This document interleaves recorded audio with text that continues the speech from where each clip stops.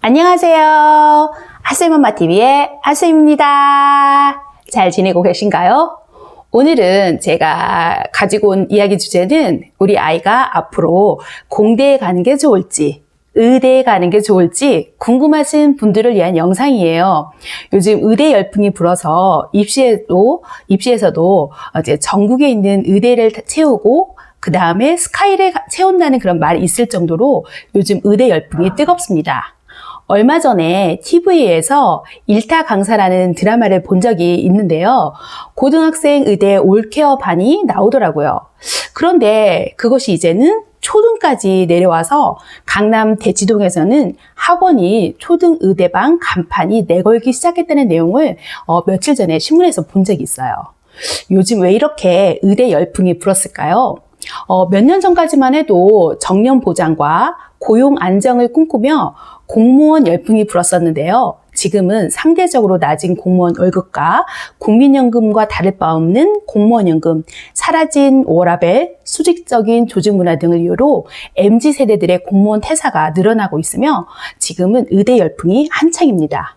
왜 이렇게 의대 열풍이 거세게 불게 되었는지 제 나름대로 좀 분석을 해봤어요. 제가 태어났던 1970년대에는 서울대 물리학과가 가장 인기가 좋았다고 합니다. 그 이후에는 컴퓨터와 스마트폰, 알파고의 등장 등으로 컴퓨터공학과 기계공학과 등이 공대 인기가 좋았고요.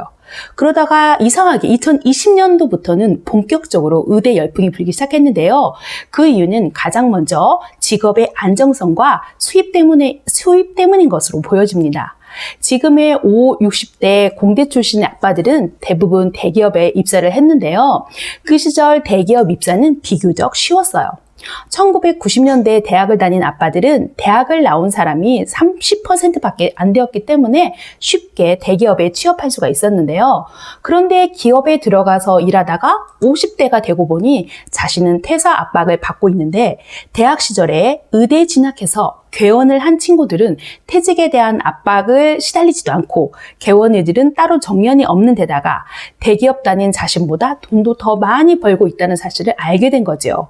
지금이야 동네 우후죽순으로 들어서는 게 병원이지만 10년 전까지만 해도 동네에 병원이 그렇게 많지 않아서 의사는 많은 부를 축적할 수가 있었습니다. 게다가 지금은 저성장의 시대인 만큼 기업에서 신입사원을 많이 뽑지 않기에 스카이 공대를 나온다 해도 취업하기도 어려운 것이 사실이에요.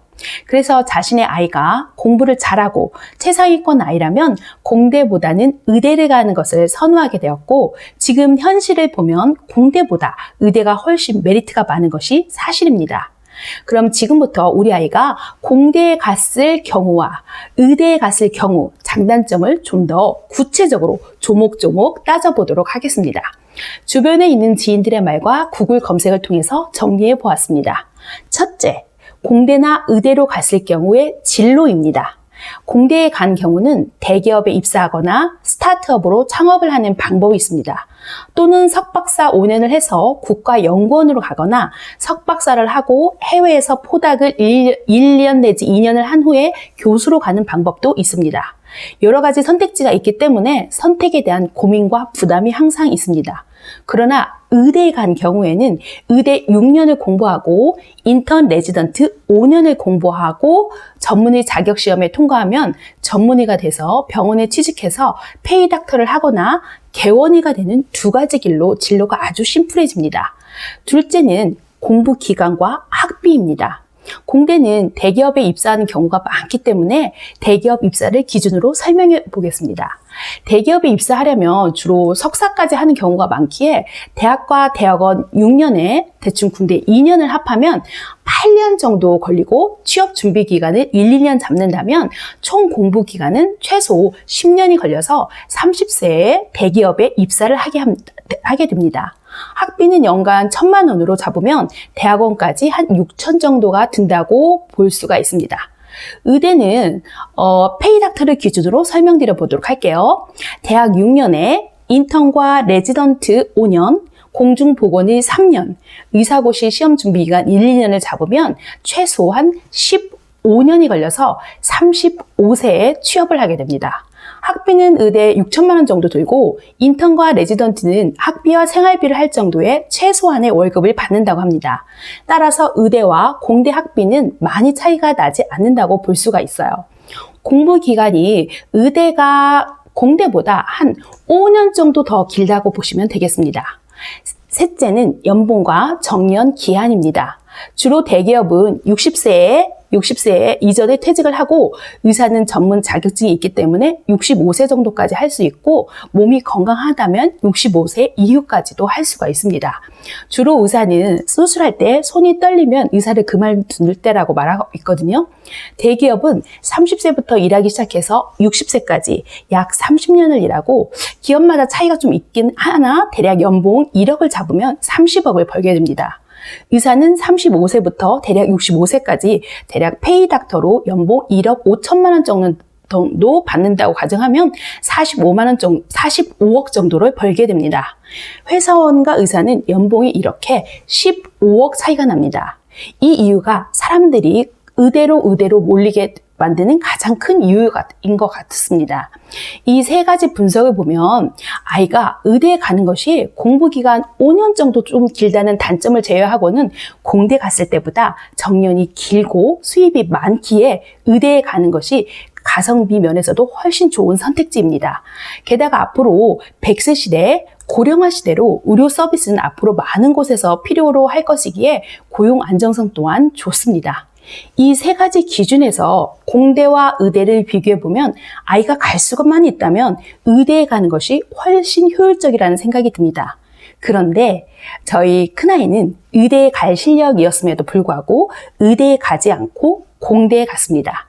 그 이유는 아래 세 가지 이유 때문인데요. 우리 부모님들이 우리 자녀분을 잘 관찰하시고 우리 아이가 공대에 갈 아이인지 의대에 갈 아이인지 한번 판단해 보시기 바랍니다. 첫째, 아이의 재능과 적성을 고려한 결정이었습니다.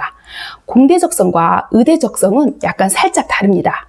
저희 아이와 절친인 친구가 과거에서 연대 공대에 갔다가 다음 해에 다시 수능을 봐서 연대 의대에 들어갔습니다. 그래서 저는 아이에게 넌지시 저희 아이에게 물어보았어요. 혹시 너도 의대 생각이 있냐고요. 그런데 저희 아이가 말하기를 이렇게 말하더라고요. 엄마, 저는 사람을 살리는 일도 굉장히 중요하다고 생각해요. 하지만 저는 환자를 보는 일보다 뭔가 새로운 것을 만들어낼 때가 짜릿하고 행복해요. 사회에 기여하는 방법은 사람을 살리는 일도 중요하지만 사람들의 삶의 질을 개선하는 것도 저는 의미가 있다고 생각해요. 라고 말하더라고요. 저희 아이는 워낙 초등학교 때부터 컴퓨터를 가지고 노는 것을 좋아했고 컴퓨터 언어를 스스로 독학해서 코딩을 하는 등 인공지능 분야에 관심이 큰 아이여서 큰 기대를 가지고 물어본 건 아니었어요. 저 또한 고등학교 때 그 당시에 세무사가 인기가 좋았었고 세무대 등록금이 공짜여서 언니가 교대보다 세무대를 가는 게 어떻겠냐고 꼬셨었는데 그때 넘어가지 않은 것이 정말 다행이라고 생각합니다. 문과적 상상력이 풍부한 저는 숫자가 별로 친하지 않기에 세무대에 갔으면 후회했을 거라는 생각이 들거든요. 그러나 저희 아이처럼 자신의 진로에 대해서 명확한 아이는 아니고 공대 적성인지 의대 적성인지 본인이 잘 모르겠고 창의적이기보다는 암기를 잘하는 아이라면 의대에 가는 것이 좋다고 생각합니다. 두 번째 이유는 세상에 공짜는 없다는 사실입니다. 연봉을 1억 줄 때, 연봉을 1억 5천 줄 때, 연봉을 2억 줄 때는 다 이유가 있습니다. 많이 벌면 그만큼 내 시간을 많이 투여해야 되는 것이 세상에 있지더라고요. 그냥 놀고 먹으면서 연봉 1억 5천을 그냥 주지는 않습니다. 연봉이 높은 것은 그동안 내가 열심히 살아온 것에 대한 신뢰이기도 하지만 그만큼 내 시간을 많이 포기해야 합니다. 또한 일에 있어서 대기업은 성과에 대한 압박, 실적 스트레스를 받지만 의사는 사람의 생명을 다루기에 훨씬 더 큰 스트레스를 받습니다. 수술을 잘못하면 의료소송에 휘말릴 수도 있기에 일에 대한 긴장감도 훨씬 높습니다. 극심한 스트레스는 건강에 해롭죠. 가족 입장이 아닌 아이 본인 입장에서 보면 적당히 벌고 적당히 즐길 수 있는 워라밸 있는 삶이 더 중요할 수도 있습니다. 세 번째 이유는 앞으로의 세상은 예측 불가능하기 때문입니다. 1970년대 인기 있었던 물리학과 지금은 어떤가요? 그리고 요즘 챗 GPT 이야기 많이 들어보셨죠?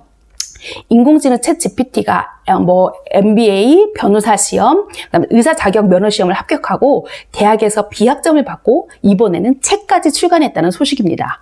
사회 변화의 속도가 이렇게 무척 빠름을 실감하고 있습니다. 따라서 지금 인기 있는 직종이 우리 아이들이 사회에 나오는 앞으로 15년 후, 20년 후에는 그때 인기가 있으리라는 보장이 없다는 겁니다. 저희 아이는 이 세 가지 기준으로 의대에 가지 않고 공대에 진학했습니다. 이 기준을 놓고 보면 저는 지금 초등 의대반 열풍이 우려스럽습니다. 초등 때는 자신의 재능과 적성이 무엇인지 많은 것을 경험해보고 찾아보아야 할 시기인데 그것을 차단하고 어른들이 원하는 대로 살게 하기 위해서 어른들이 만들어 놓은 틀 안에 가두어 놓는 느낌입니다. 아이가 사람을 살리는 일에 소명의식을 가지고 적성에 맞는다머니야 모를까. 아이는 창의성이 풍부한 공대 적성의 아이인데 의대로 밀어넣고 있지는 않은지 우리 부모님들은 잘 생각해 보아야 합니다. 4차 혁명의 이 시대는 변화가 무척 빠릅니다. 몇 년 전에 유행했던 지식도 이제는 벌써 낡은 지식이 되어버렸습니다. 우리 아이가 공대에 갈 아이인지 의대에 갈 아이인지 이 세 가지를 반드시 고려해 보시라고 말씀드리고 싶습니다. 오늘 영상은 여기까지고요. 자녀 교육하시는데 큰 도움이 되셨으면 좋겠습니다. 다음에도 유익하고 알찬 영상으로 찾아뵐게요. 우리 다음에 또 만나요. 안녕.